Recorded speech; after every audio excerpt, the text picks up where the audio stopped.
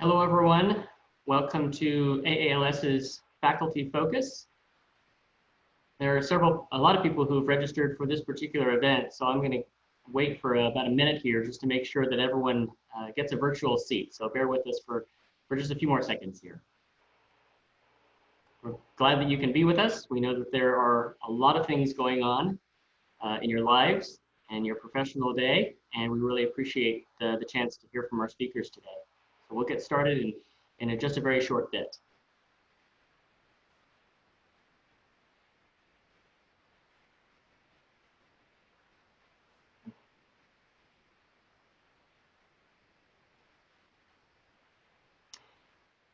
Great, well, let's begin.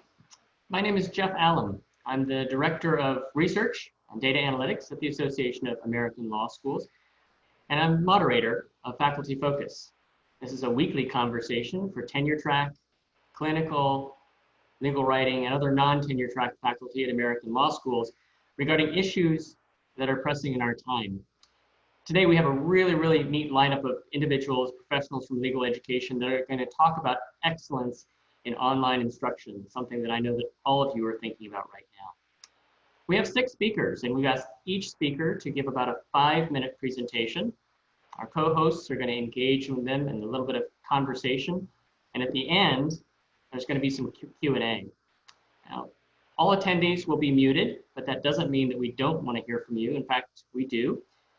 There's a chat feature in Zoom as well as a Q&A feature, and you are more than welcome to make contributions to either of those features throughout the course of the event.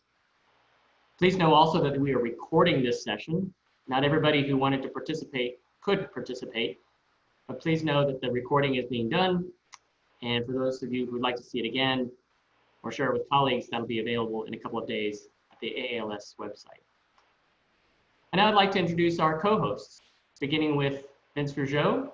He's the AALS President-elect and Dean at the Boston College Law School, as well as Darby Dickerson, the AALS President and Dean at the University of Illinois Chicago John Marshall Law School.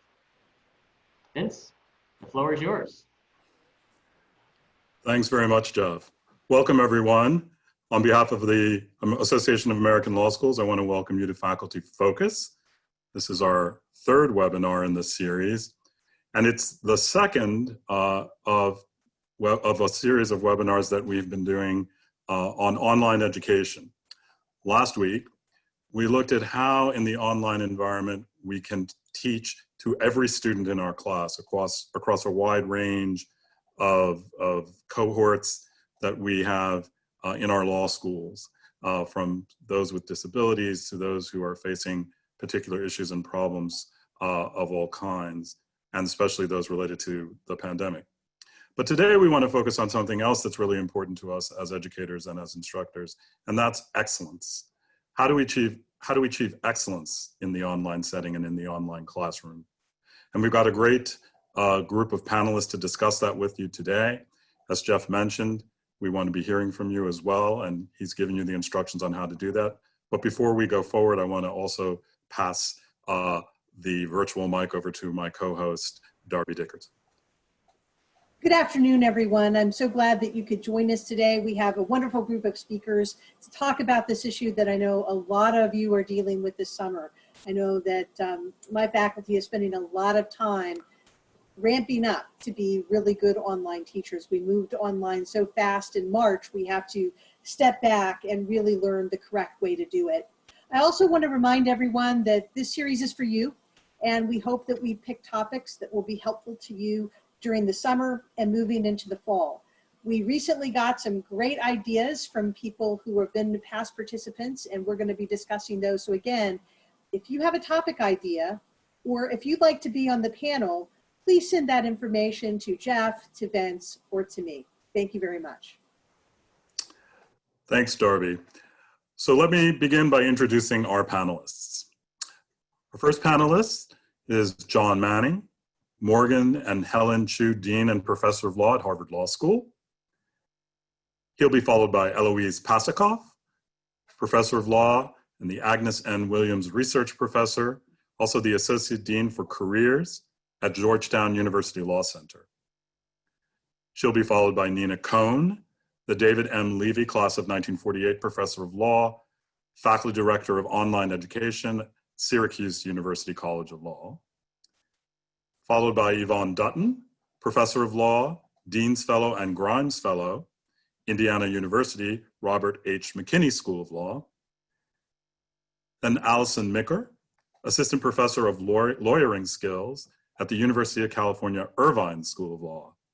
And last but certainly not least, Michael Pollack, Assistant Professor of Law, Co-Director of the Florsheimmer Center for Constitutional Democracy at the Benjamin N. Cardozo School of Law. Thank you all for being with us. John, let's start with you. Thank you, Vince, Darby, Jeff, thank you all for being here, and to my co-panelists. It's great to be here, and it's great to talk about what our faculty have done over the past few months and are doing right now to prepare for online learning. So like the rest of you, we went online in a short time last spring, in 12 days between the time we learned that we were going online to the time we taught our first class online. And like a lot of you, we didn't know quite how it was going to work out, and it worked out really quite well.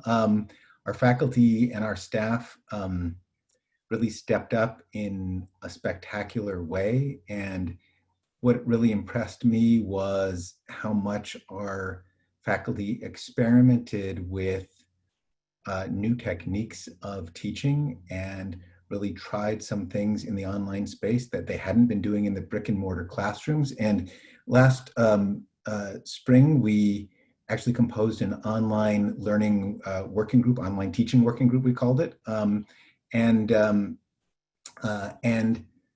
we surveyed the faculty. We surveyed the faculty twice, and we surveyed our students twice, once in our student evaluations and once a freestanding survey, to learn what had gone well and what hadn't, and what was effective in online teaching. And, you know, we got a lot of information about it. And in particular, what was interesting was, you know, the law teaching is a distinctive kind of teaching. And so, you know, how well would conventional best practices in online learning translate to law teaching? And it turned out that they translated really quite well. So I'll just say a couple of numbers. One of the questions we asked was, would you rate the overall effectiveness of the online experience, right? And so for our 1L courses on a scale of 5, we got 4.03. Our clinics got 4.44. Our seminars and reading groups, 4.40 for the clinics, 4.44 for our seminars and reading groups. And for our upper level classes above 70, we got 4.40. So we were very, you know, we thought these were very good numbers. And the data was that we got in the evaluations and in the surveys was really, really useful. And what it turns out is that a lot of the techniques that are effective in online education are effective pedagogical techniques generally that work particularly well in online teaching, where you really have to be mindful of grabbing your students' attention, and you have to be mindful of the way that you're getting feedback from your students, because we don't have the usual feedback loop of being able to read the room, right? Of seeing whether people are paying attention and you know, whether they're smiling or whether they look confused or whether they're laughing at your jokes or any of the things that we usually use to decide how the class is going. And so what are the feedback loops we can establish online? And it turns out that what came out of this is that there were sort of 5 commonsensical techniques that align well with online learning, with the common sense of how you might think good teaching would go, and with what we learned in our student evaluation. So I'll just say what the 5 things are. So one is, be more mindful of your learning objectives. Be transparent, not just about the substance of what you're doing, but also about your pedagogical objectives. So I teach legislation regulation. So for me, it would be, no, don't just explain why I'm teaching about the canons of construction, but why I'm going to use a breakout room to give you a problem about the canons of construction. the students really appreciated using PowerPoints, distributing them in advance. They noticed when teachers took the time to be more mindful about defining their learning objectives. Second, vary your lesson plan. So I think this applies to online space and to brick and mortar space as well. Variety is helpful in keeping people's attention. So people would start with a lecture, do some Socratic dialogue, maybe have a poll, maybe move to a breakout room. They made more use of visual aids, that sort of thing. By varying the format and the stimuli, I think our teachers can do more to hold the students, grab and hold the students' attention. So that's the second thing. The third thing is, establish reliable and effective feedback loops. So, we used Zoom, and what our faculty found was they could make really good use of the polling function, the hand raise function, the chat function. Some of them used TFs to curate questions on the chat function. Faculty also used Canvas to create discussion threads and to invite, some of them did a third of the class each day, or a quarter of the class each day, to ask questions or give reactions to the reading. And all of this worked great. We got a lot of really positive feedback on this in our student evaluations. Some faculty said that these techniques actually opened up discussion and encouraged people who didn't otherwise participate to participate and ask questions. It also stimulated instructor out-of-class discussion and debate. It just basically enabled our faculty to understand better what our students were understanding or not, what they were finding interesting or not, and what creative things they were seeing in the reading that we may or may not have seen. And so it just gives faculty better insight into what our students are thinking. So that's the third thing that we learned. Fourth, it was useful to stimulate discussion in smaller groups. The breakout function on Zoom worked great. I think people found it a little bit more natural to do that kind of exercise than they did in the classroom. Two quick things about this. So first, our students said that these techniques worked best when they were structured, when there was a task, a Google Doc being created, a report out to the larger group. So that was one thing, structure was important. And second, we heard that in some ways, these Zoom breakout rooms worked better than the turn and share in classes, or the sort of the small group discussions in classes, because you were randomized into a group and you would end up talking to people you wouldn't otherwise talk to in class. And then finally, we didn't do as much of this last spring, but we're working on this now. Create shared content. Flipped classrooms are their lectures. We have all of our 1L, we have 7 sections of 1L classes, and we have all our 1L teachers talking to one another. Our torts teachers, our contracts teachers, our leg regs, Civ Pro, they're all CRIM, they're all talking to one another about how they're teaching, what they're teaching, and what kind of shared content they can create.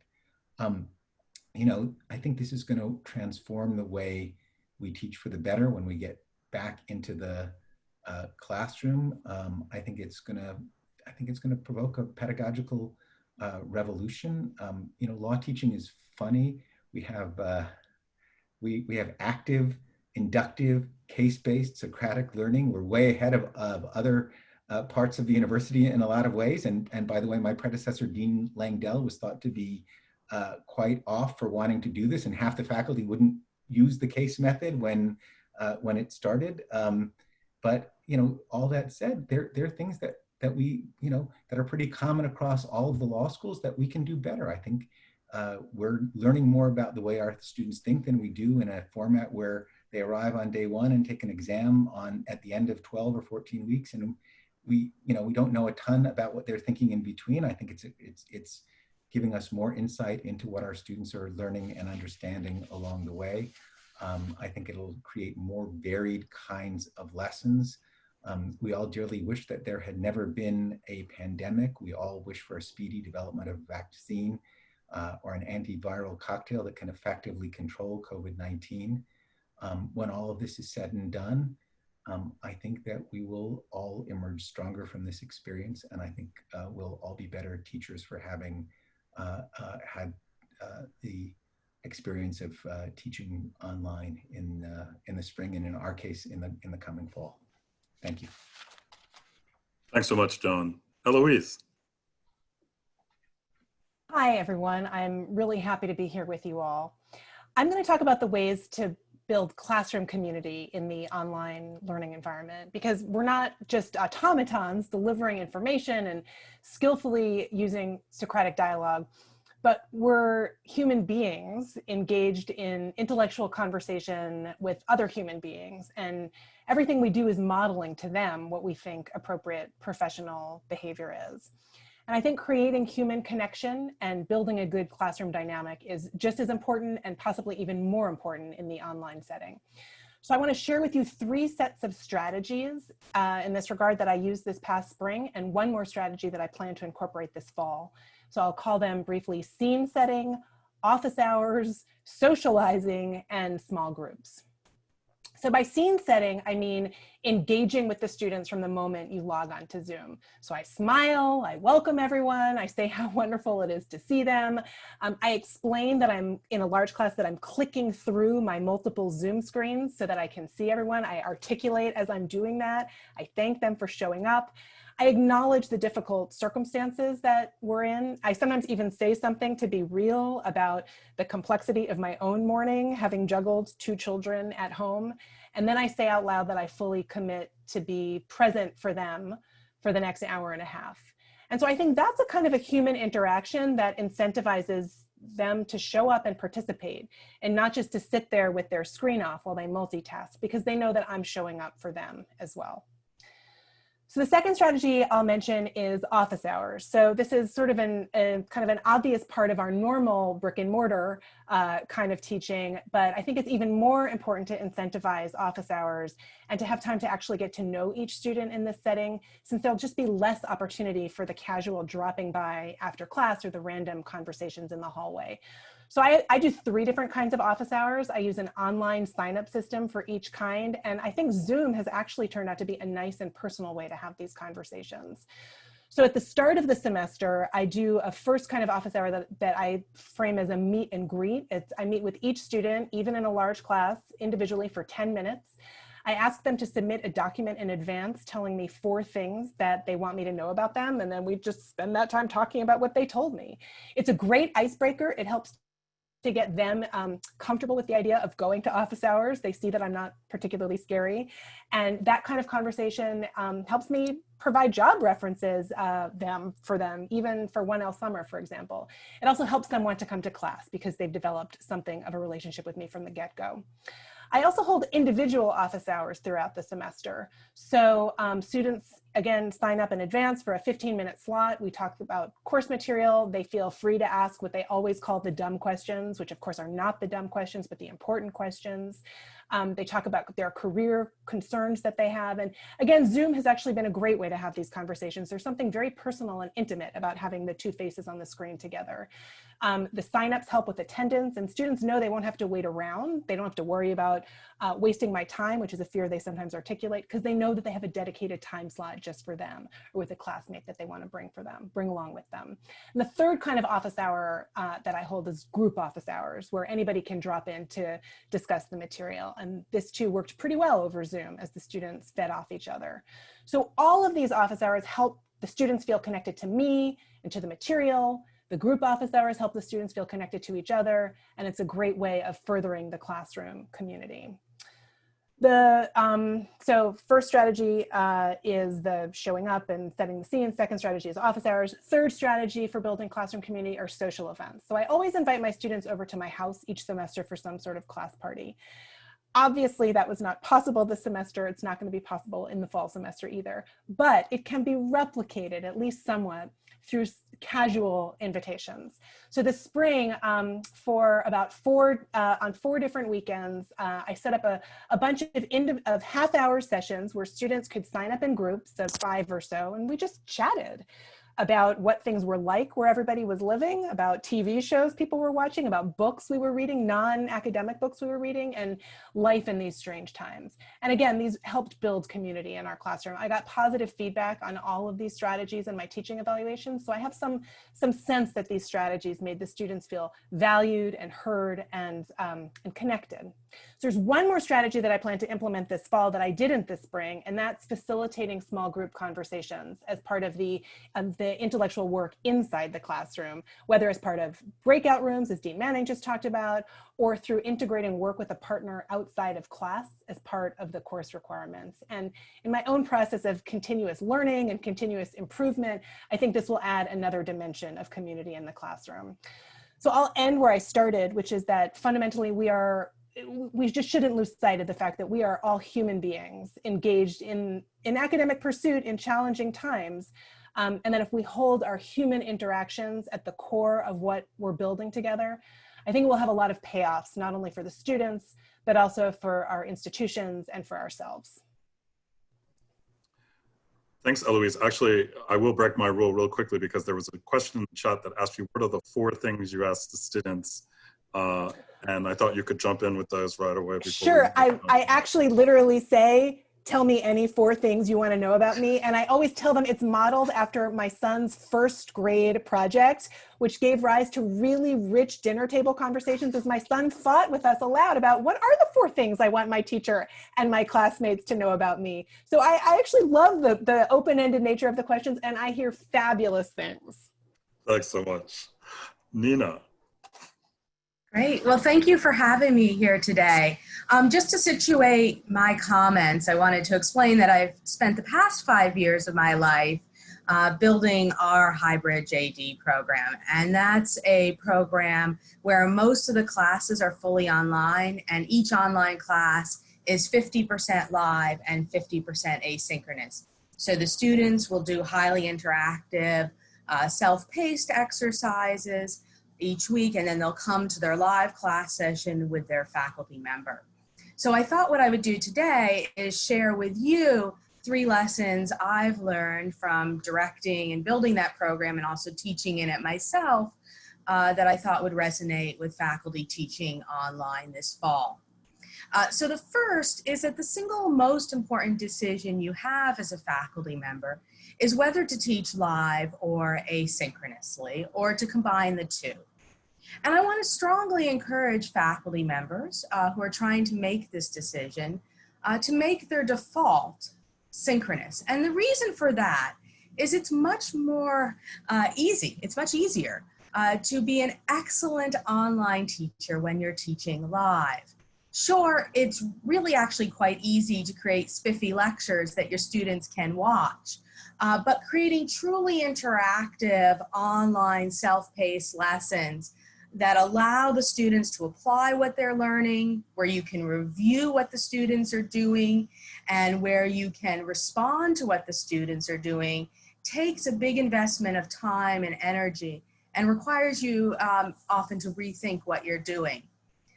Now that said, there are some good reasons to teach asynchronously, but I'd encourage you only to do it if you truly have the time and energy and tools to invest in making it good. So why might you do that? Well, one reason you might do that is you want your students to be able to review certain material over and over, and the asynchronous allows for that. Another reason is you want to provide your students with a lot of formative assessment opportunities, and the asynchronous, when done right, can provide that. And then another reason is that your school insists on assigning you an extremely large section, and you're not willing to divide that section up and teach it more frequently.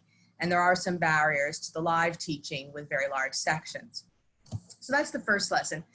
The second lesson I want to emphasize is that with proper training, with the right setup, with reasonable class sizes, you can do virtually everything you would do in a bricks and mortar classroom, in an online live classroom, and you can do it excellently. You can do Socratic dialogue, you can do negotiations, you can do group drafting exercises, you can do small group work, and you can, in fact, with the right setup, see your students read the room and organically in real time respond to what you're seeing there together. So what I'd say is, if there's something you want to do and you don't think you can do it online, stop. Wait, don't assume you can't do it online. Don't assume that online learning is the barrier.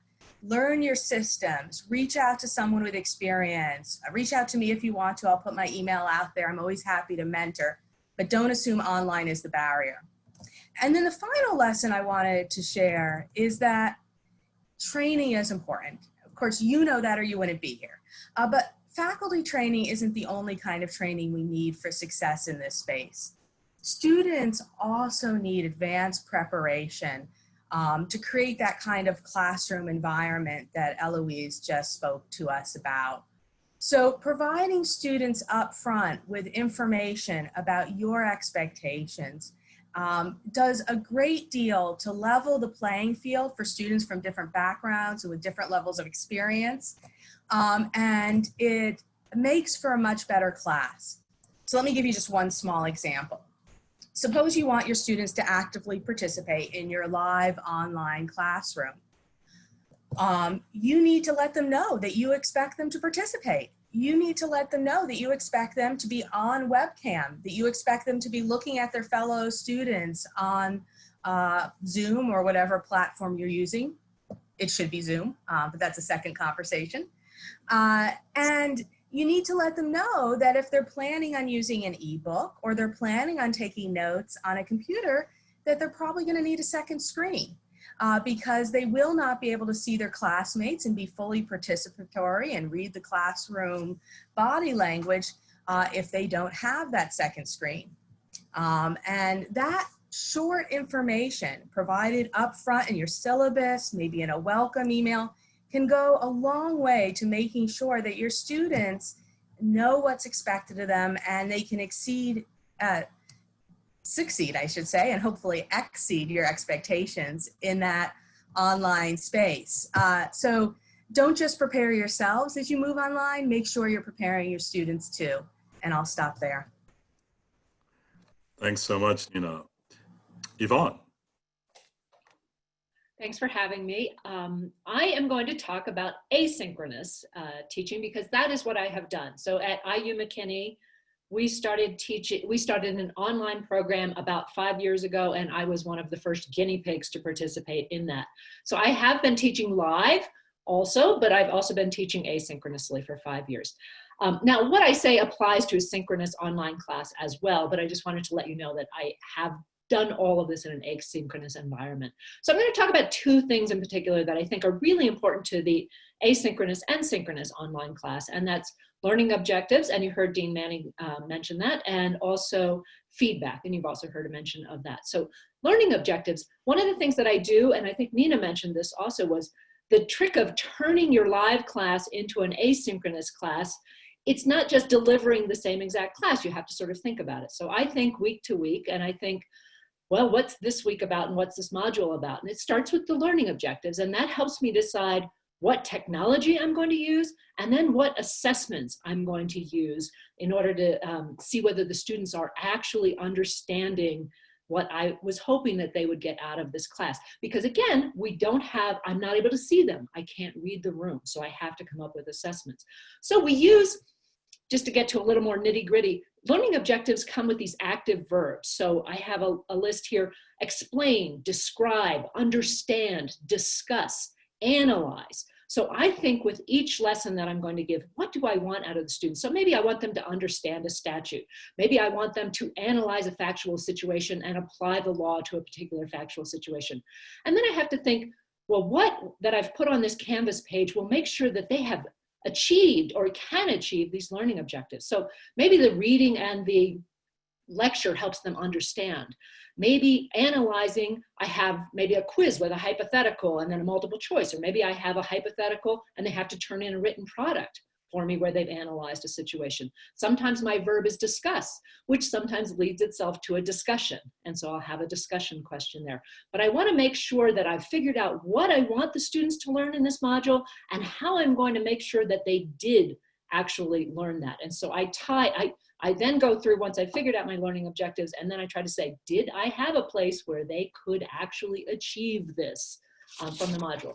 So then with feedback, the thing that I wanted to say about feedback is it takes a lot of work to give feedback in your asynchronous classes and in your live classes, of course, but I can't stress enough how important it is to the asynchronous class. This is especially where it kind of goes back to this building the community. Feedback is one way to do that, where the students can feel very connected to the professor if they're getting that constant feedback.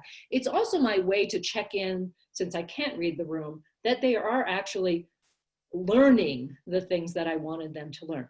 So a couple of things I'll note. The ABA also, when you're doing an asynchronous course, the ABA requires that you have equivalent interaction as you would in a live class, and feedback is one way to achieve that. So, and one other thing that I will note is I have done, since I've been doing this for 5 years, anonymous student surveys, and I've done focus groups with our students. And I have to say that the one thing that comes up consistently is that students report loving the feedback.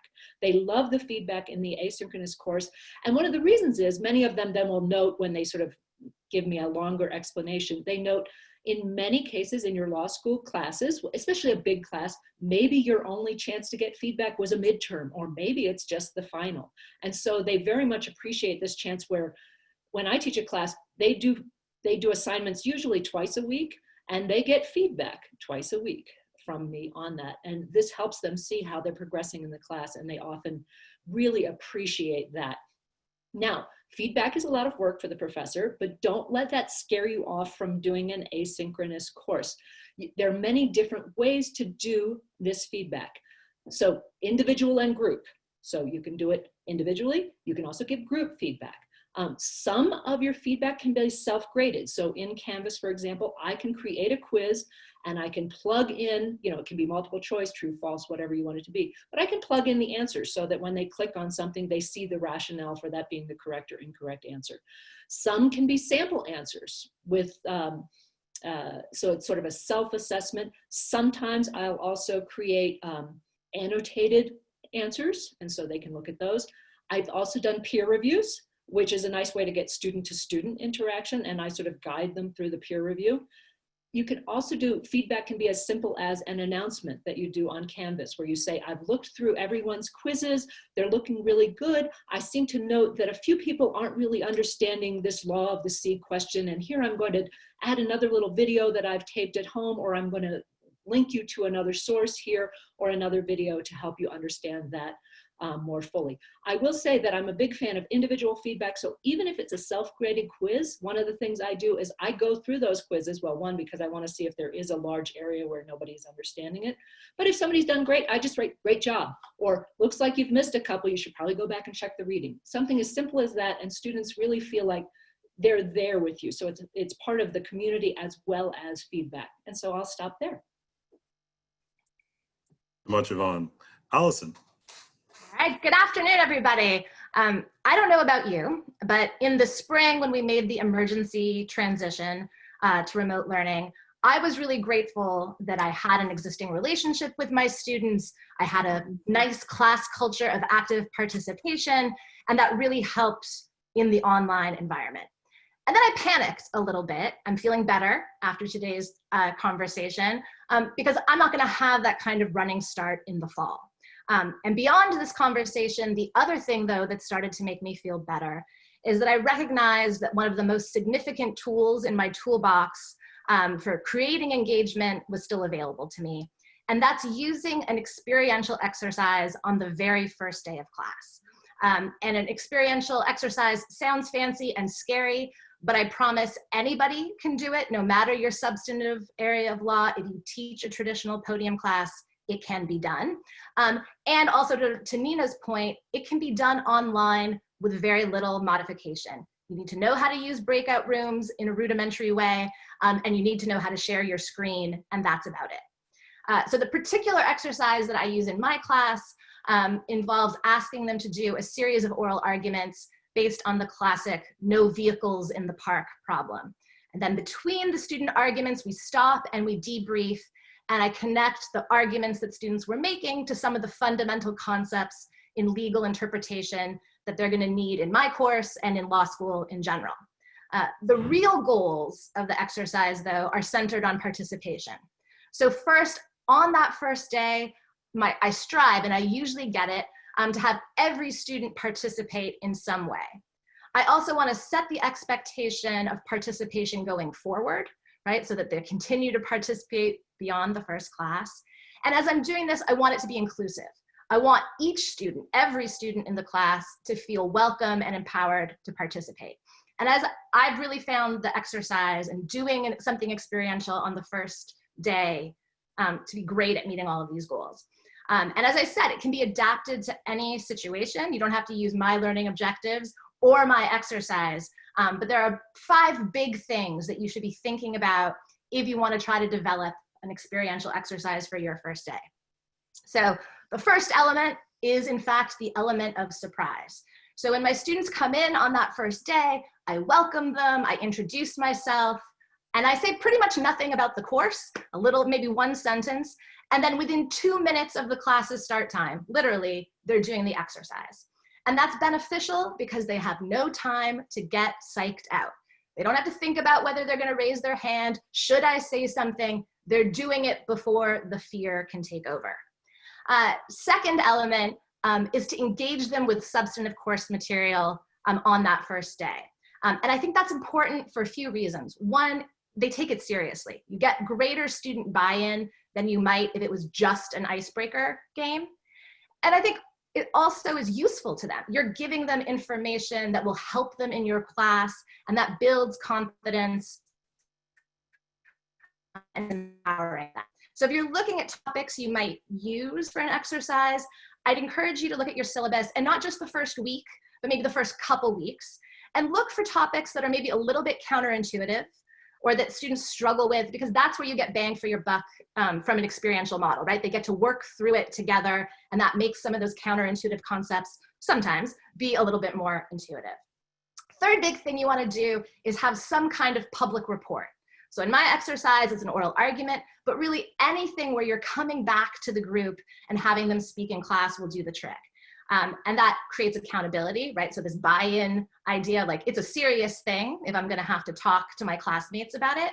And it also rips off the Band-Aid when it comes to participation. I think for many of our students, particularly our first-year students, speaking in class is like the #1 fear associated with law school. If they do it on the first day and they don't burst into flames, that's reassuring, right?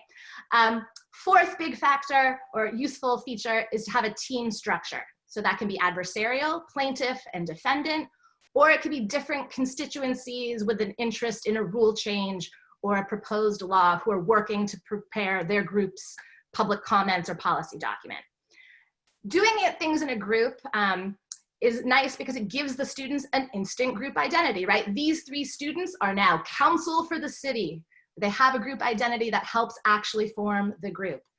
Also, students are not just meeting each other, but they're working together. So we all know that the connection is a little deeper when we're engaged in a common endeavor.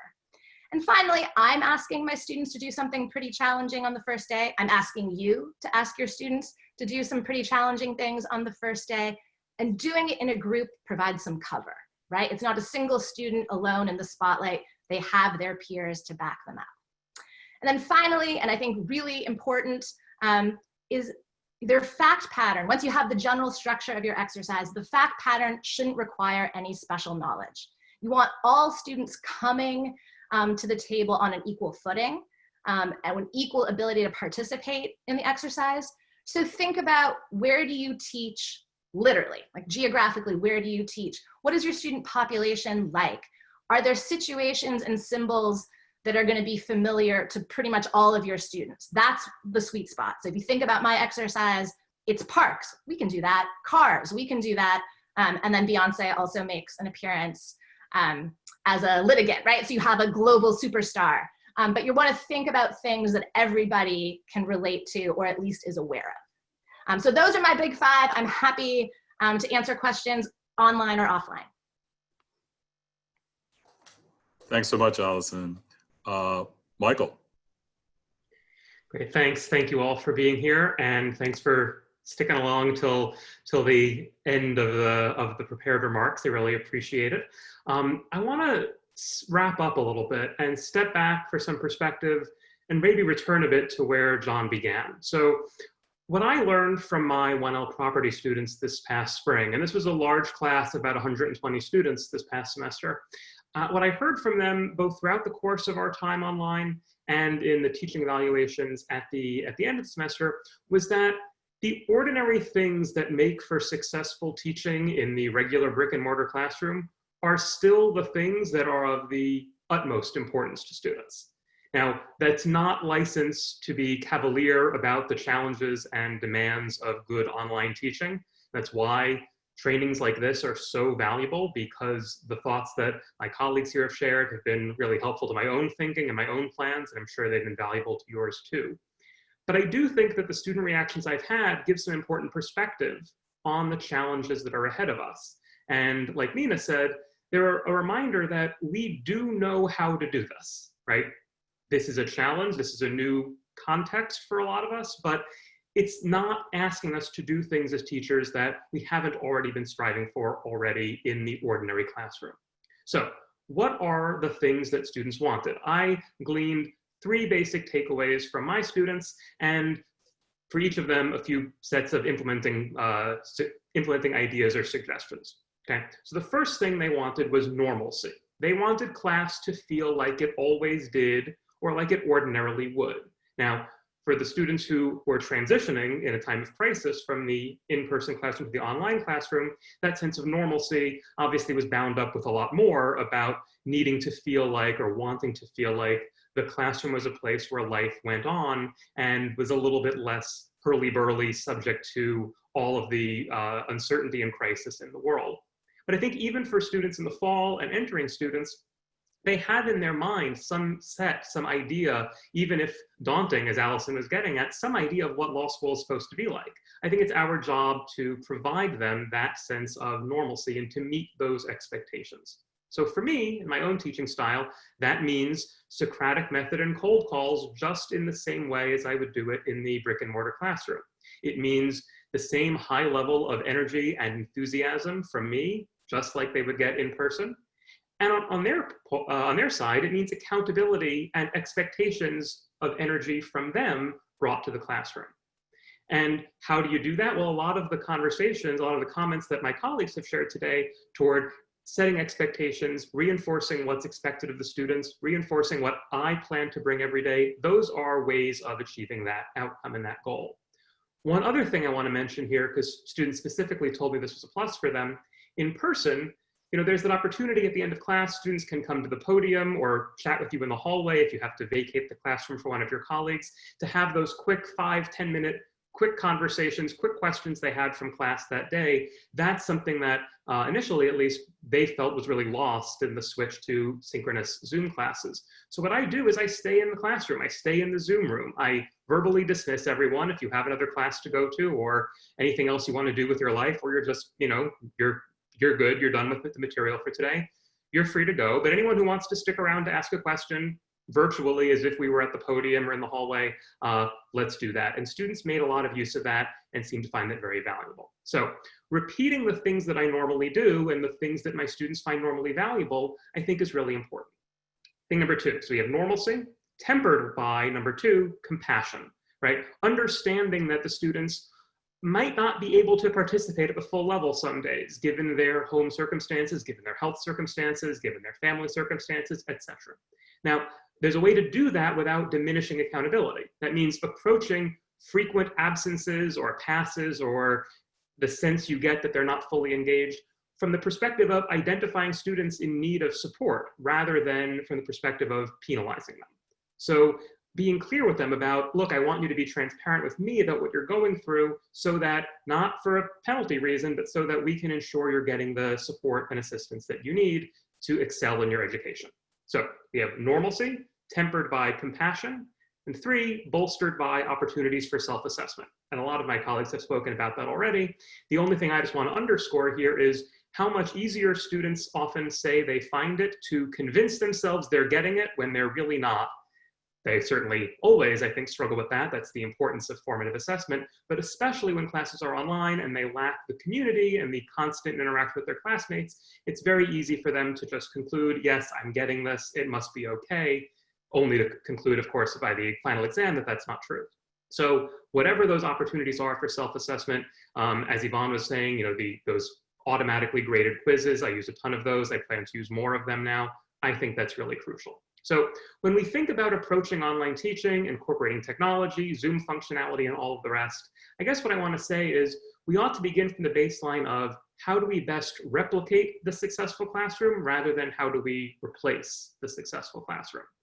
And the good news and the bad news is that technology won't solve that problem, right? Technology can address that problem, but the best thing we can do to replicate the successful classroom is at its core about energy and passion from us and accountability tempered by compassion on the student side. Simply put, we have to make class must-see TV for them, right? It's gotta be that this is not just a thing they have to do, but this is a thing that they want to do. Being there, being engaged, paying attention is not just an expectation, but a net benefit for them, something that they really feel will advance their education beyond what they're reading, beyond the quizzes, beyond everything else. And the bells and whistles of Zoom, while tremendously valuable and important, are no substitute for good old-fashioned energy. So that's where I want to leave my remarks for today. Thank you so much. Thank you to all of our panelists. Eloise, I'm going to start with you. We have a question from a participant who asked, how often do you offer individual and group office hours per week? So I usually have sort of 2 hours of 15-minute slots where individual students can sign up, and then I have 1 hour of a group drop-in office hours per week. Thank you. Nina, moving to you. You made reference to large classes that many professors might have. If you've been assigned a large class and you would like to do substantial portions of that synchronous, what should you be thinking about in that regard, about whether you can keep everyone together, whether you should break into subgroups, and then what the ideal size of a subgroup might be, depending on what your lesson plan is? Great question. So the first thing to know is that you can see up to 49 students at a time in Zoom, but the default setting on people's accounts is typically 23. So many faculty members don't realize that they can actually see more of their students because they don't go into their settings and change it. So the very first thing I tell faculty members to do is to familiarize themselves with their settings. And if they can't select the C49 participants at a time, it probably means that the CPU of their computer is insufficient, and that should be addressed prior to the start of classes. So if they have 50 students or more, then there's a couple choices they're going to want to make. One is they can do, much like what Eloise suggested, which is toggle between screens, and they can be transparent about that with their students. Another option that they could do if they want to make sure they're providing more feedback in that larger group space is take advantage of the asynchronous format to maybe break off a 5-7 minute recorded lecture. You could record it in Kaltura, you could record it in Zoom. There's 1,000,001 different products. And then have some applied learning exercise that the students do. And that could be something you look at it, that could be a discussion board, that could be a wiki, that could be something in Peerceptive where peers are grading each other. The world's your oyster. That provides some opportunity for interaction. Of course, you might want to do that even if you were teaching residentially, to get to John's points about how some of this could improve what we've always done. Another option is you can add a section. Now that it will depend on your school as to whether that's a compensated addition, but in our JD Interactive program, we purposely keep sections quite small because we think it's better education. And so you might choose to teach a double section. And then I think what Michael was talking about just a moment ago is actually critically important, which is if you're teaching that live session, open your classroom early. Even if you're not willing to start early, open it early for your students so they can congregate and talk there and have authentic interactions. And leave open your classroom late, turn off the recording, but leave it open late. Use that for office hours if you can, but if you can't, at least let your students have those interactions. And of course, hold office hours. And if you're in that situation, which unfortunately some schools are going to, where you have some students in the residential classroom and some online, sort of fly on the wall, then you really want to make use, I think, of small study groups that integrate those two populations and the office hours. So I hope that answers the question. Thanks, Nina. We just got a question from the audience, and that's about what this person called a blended class, meaning half of your students are in a classroom with you and half are following by Zoom. Does anyone want to offer any thoughts on that? And I see Nina sort of signaling that she wants to lead off on that one. You know, I think it's a terrible idea. I'll just be honest with you. It's a horrible, terrible, bad, awful, no good idea. And I really think schools should be doing everything possible to avoid that situation. The students who are in the residential classroom feel like they're in a fishbowl and they're being put on display. The students who are remotely coming in feel like second-class citizens. If you're going to do that, then you really want to be thinking about investing in some better screens for the classroom to sort of create an artificial environment where people are participating on equal grounds.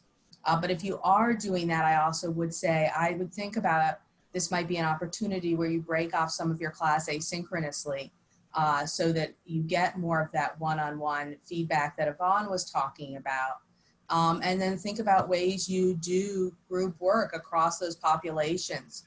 But this is not a system that anyone should be deliberately designing to use on a routine basis. Was that too strongly worded? No, and I'll hop in here. I usually like to let our panelists speak, but when I first heard of this, I thought it was a fantastic idea. And now having done a lot of thinking and reading about it, I agree with Nina. And something that we're doing at our school is asking professors to divide into subgroups, but not spend the full 3 hours with them. So each subgroup's going to get an hour, hour and 15 minutes, so that you're not adding that much live teaching time. So that could be a solution to talk to your dean about or associate dean about if you're put in that situation. We had another question about cameras. This came up last week as well.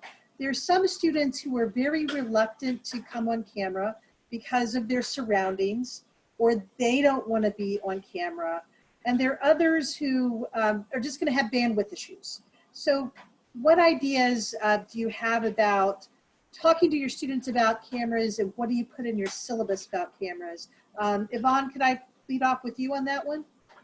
Well, you can, but the way that I avoid it, and I am a big proponent of asynchronous online teaching, and I think that it avoids a number of those problems. It's not to say that you can't have synchronous learning and you can't have a Zoom classroom, but the asynchronous environment solves the problem of that sneaking into the student's environment. It solves the problem of the bandwidth, right? Because at least if it's asynchronously, you can choose the time to use your computer when you need to, and you usually don't need this high bandwidth in order to see all of these people and participate at that time.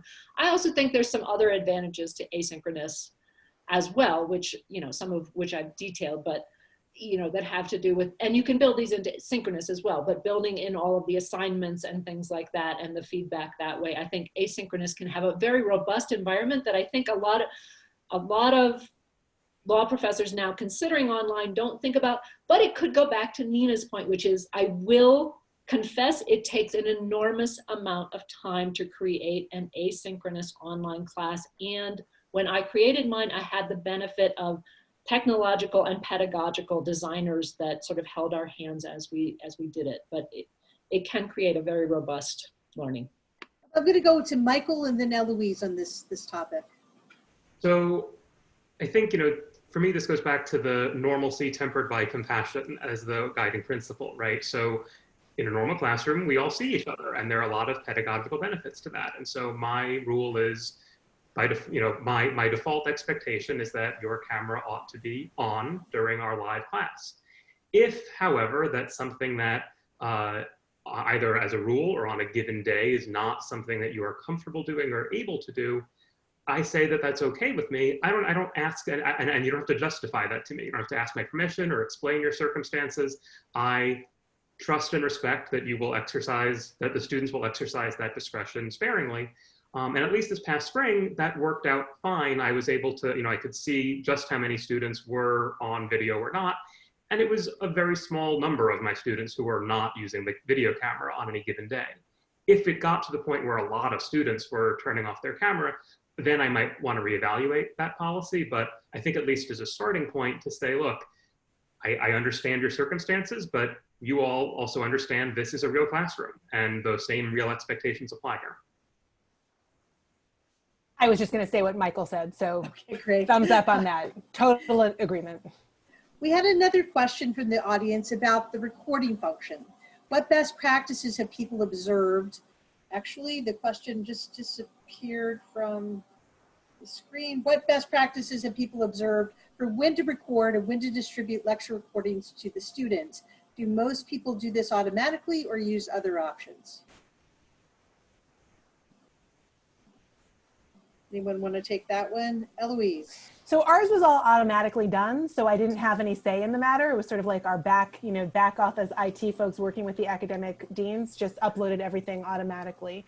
So that was our situation. I had one review session that I did record myself, and I uploaded that and made that available myself, but I don't know. I see Nina shaking her head, so I'm actually very curious to know what she has to say. My instinct would be the default of uploading everything is the right one, but I'm really curious to know what Nina's experience is. Nina. So I suspect that come the fall, most schools will automatically record classes to address people's access and potential illness issues. And I don't necessarily think that's the wrong decision. But I think it is important for faculty members to let their students understand what they're missing out on if they're going to rely on that recording. Because students may think that that's a bigger safety net than it is. So remember that if you're using breakout groups, for example, in Zoom, that's not going to be recorded. The gallery view is not what's going to be recorded, it's the speaker views. The students are going to get a lesser experience. And I think explaining that to students up front and having the faculty member play a role in explaining that to students up front helps the students understand why even if it's being recorded, they need to prioritize coming to class and participating in class. And I'm concerned that in the fall, as schools wisely record classes, if they don't communicate that, participation and learning will suffer. Thank you. I'm going to turn the program back over to Vince, but I'll ask the panelists. We had some interest in understanding what resources you might be aware of to recommend to students that they could look at to think about how they could be successful in the online learning environment. So if you have any links or materials, if you could put those in the chat, that would be great. Thank you. Thanks, Darby. I thought it just might be interesting for us to close with a question to you, John, since Harvard bravely is diving into the deep end of the pool on this issue and going fully online. I wonder if there's anything you can share, particularly in terms of what you've heard from students about maybe what they're most concerned about as they are moving into this environment, and maybe one thing from the faculty that would be good for our colleagues to hear as they approach the fall.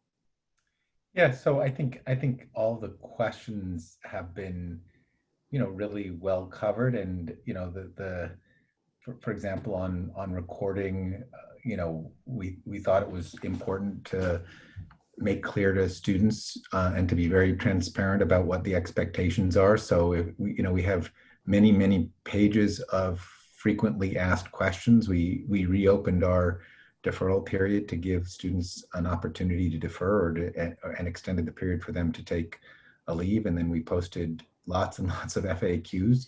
But we think that Socratic learning is important and participation is important, and we've set the expectation that we think people ought to be there and participate in class. And I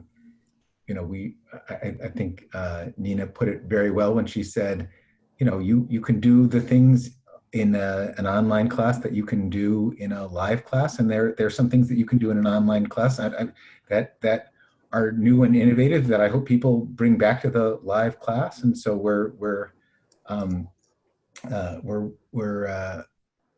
working very hard to do a high quality, excellent online experience. And I think what I've seen from our faculty is that they're they're really into this. We're having trainings every week, and we've had them on breakout sessions. Last week we had them on discussion threads.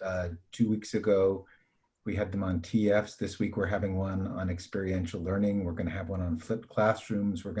So we're really building on what we learned from our evaluations. And look, I think this is also what several of the other panelists said. Being an excellent teacher, you want to be an excellent teacher in the online environment. And I think that what I saw in our faculty and what I think lots of people have seen in their faculties is, if you're an excellent teacher, you're going to go out and you're going to really try to figure out how it is you can reach your students and really communicate with them and connect with them and inspire them and give them the energy and the motivation to learn. And I think that's what the challenge is for all of us. And I think faculties around this country will step up to that. So that's what I have to say. Well, thanks so much, John. And on behalf of the Association of American Law Schools and my co-host, Dr. Dickerson, I want to thank you, John, Eloise, Yvonne, Alison, Michael, and Nina for your great insights. And thanks to all of our attendees for joining us. We hope to see you again soon at another faculty forum.